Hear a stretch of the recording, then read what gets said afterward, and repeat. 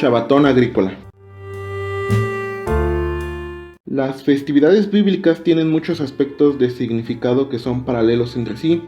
Históricamente, Pesach celebra la formación del pueblo elegido, Shavuot celebra la entrega de la Torá, y Sukkot celebra el viaje del pueblo hebreo por el desierto en su camino hacia la tierra de Israel. La Torá también asigna un punto específico en el ciclo agrícola para cada festividad.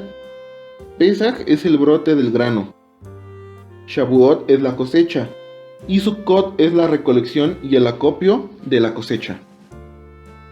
También hay varias mitzvot, mandamientos, que están asociados a cada festividad. Pesach es el festival de las matzot, de los panes sin levadura. Sukkot es el festival de habitar en la cabaña. Y Shavuot es el festival de llevar un ofrecimiento de nuestras primeras frutas a Dios. Los diferentes paralelos entre Pesach y Sukkot no son difíciles de asociar. Pesach es el nacimiento del pueblo elegido, y así también en relación a la cosecha es el brote del grano. Sukkot es el destino de la nación santa, marchando hacia la tierra de Israel, su destino final. Y así su paralelo en relación a la cosecha es la recolección del grano y el acopio en su casa, el siló, la cabaña. Pero los paralelos de Shavuot parecen no coincidir. ¿Cómo se relaciona el punto intermedio en términos agrícolas de cortar el grano con la entrega de la Torá? ¿Cuál es el paralelo? ¿Y cuál es la cualidad única que existe en el acto de cortar el grano que hace que esta metáfora sea apropiada para Shavuot? Para entender la cualidad especial de esta etapa dentro del ciclo agrícola debemos abordar el tema teológico de la omnipotencia de Dios y el libre albedrío del hombre. La fe verdadera demanda simultáneamente de nosotros un sentimiento muy fuerte de responsabilidad personal y al mismo tiempo un reconocimiento de la totalidad de Dios. Se nos impone que debemos hacer el bien como si todo dependiera de nosotros mientras le rezamos a Dios con un sentimiento de máxima fragilidad humana. Debemos empujarnos al máximo sin perder nunca de vista la omnipotencia de Dios. En los observantes de la Torá, el libre albedrío no es una opción, ya que los que viven bajo el libre albedrío están entregados a la ley de causa y efecto, mientras que los que observamos Torá vivimos bajo las cláusulas de un pacto con Dios, donde el garante es nuestro Mesías. Entonces, tratar de ser buenos y hacer el bien como si todo dependiera de nosotros y hacerlo bajo nuestro criterio no se compara con hacer lo bueno delante de Dios, pero bajo el criterio que Dios mismo estableció en su Torá. Ahí estriba la gran diferencia. Si el hombre viviera solamente con sentimiento de la omnipotencia de Dios, eludiría todas sus obligaciones, adoptando una actitud fatalista de nada tiene sentido, y al final no lograría nada. Por el otro lado, si solamente tuviera en cuenta las capacidades que le han concedido al hombre, este sería arrogante y egoísta.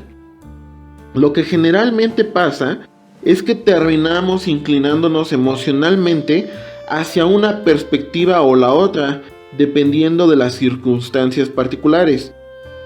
O dejamos todo en manos de Dios o nos encargamos de las cosas. Pero todo lo hacemos por emociones y sentimentalismos. Uno de los grandes temas teológicos es la confrontación del libre albedrío versus la omnisciencia divina. Y más allá de cómo decidamos entender esto de manera intelectual, en la práctica vivimos con ambos entendimientos como que son verdaderos, cada uno utilizado en su aplicación correcta. Esta dualidad de asumir el manto de la responsabilidad al mismo tiempo que creemos que todo viene de Dios, se expresa a sí misma más claramente que nunca durante el ciclo agrícola.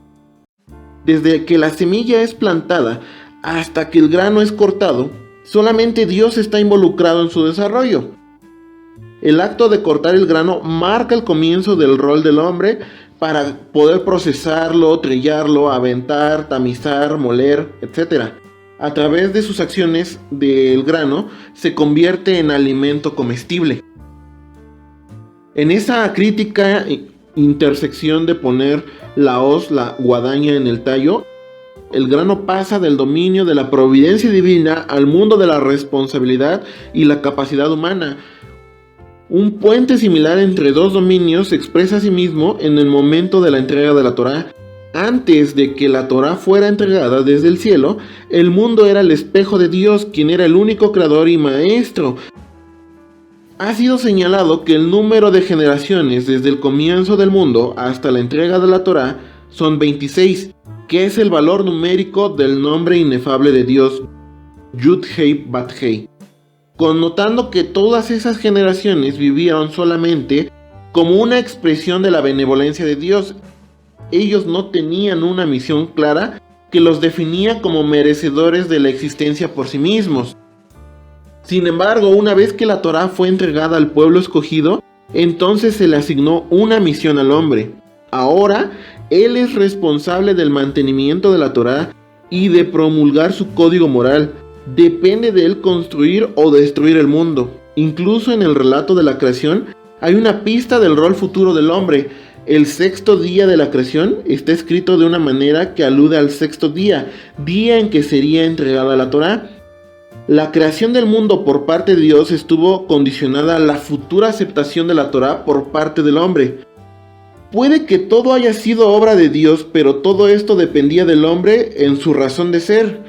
Esta interrelación entre Dios y el hombre es verdad con respecto a todos los logros morales, pero se representa más fuertemente en el estudio mismo de la Torá. Nada está más cercano al sentimiento de identidad de la persona que sus facultades de razonamiento y comprensión. Y sin embargo, cuando estudiamos Torá, necesitamos estar plenamente conscientes de las dos verdades simultáneamente. No se puede decir que estamos estudiando la palabra de Dios a menos que estemos convencidos y que creamos que las ideas que luchamos por entender son la sabiduría divina de Dios. Y sin embargo, si no las comprendemos completamente con nuestro propio raciocinio y las entendemos con nuestras propias palabras y mente, tampoco hemos cumplido con nuestra obligación de estudiar Torá. Si las palabras de Dios no se han convertido genuinamente en nuestras propias palabras, entonces todavía tenemos que recibir la Torá. Esta es entonces la magnífica festividad de Shavuot, el día en el que Dios le transmite la Torá al hombre, por así decir, y el hombre se convierte en responsable del mundo. El mundo se eleva o cae con relación de base a los logros del hombre y no con relación base a la benevolencia pura de Dios. Es por esto que el hecho de cortar el grano ha sido elegido como el momento para marcar la festividad de Shavuot. En una mano estamos sosteniendo el tallo de la generosidad de Dios y en la otra la hoz, la guadaña, que es el esfuerzo humano. Más aún Dios nos ha dado la oportunidad de ser parte de su sabiduría, para que la misma idea le pertenezca tanto a Dios como al hombre al mismo tiempo. Cuán apropiado es que esta sea la festividad en la que llevamos los primeros frutos a Dios cuando teníamos el templo sagrado. Mientras el fruto todavía está creciendo, es obvio para todos que todo está en las manos de Dios. Es en este preciso momento de poner la hoz, la guadaña en el tallo y en el corte del grano, que nos encontramos en el nexo entre estas dos fuerzas y podemos transmitir nuestra gratitud correctamente. Reconocemos la responsabilidad del hombre y la benevolencia de Dios al mismo tiempo, y reconocemos genuinamente que incluso eso que es el fruto de la labor del hombre es a fin de cuentas de Dios. Celebramos la noche de estudio de Torá en Shavuot con el espíritu con el cual fue dada. Estudiamos Torá con el imperativo de que solo nosotros tenemos la habilidad para distinguir entre el bien y el mal, y que si no corregimos al mundo nadie más lo va a hacer. Y estudiemos las palabras de Torá con la humildad apropiada, sabiendo que todas nuestras luchas intelectuales están ahí para entender una pizca de la sabiduría infinita de Dios. Esta es la semana número 7, el día 48, y faltan 2 días para encontrarnos con la voluntad de Dios y que ésta sea grabada en nuestra mente y en nuestro corazón en Shavuot Pentecostés.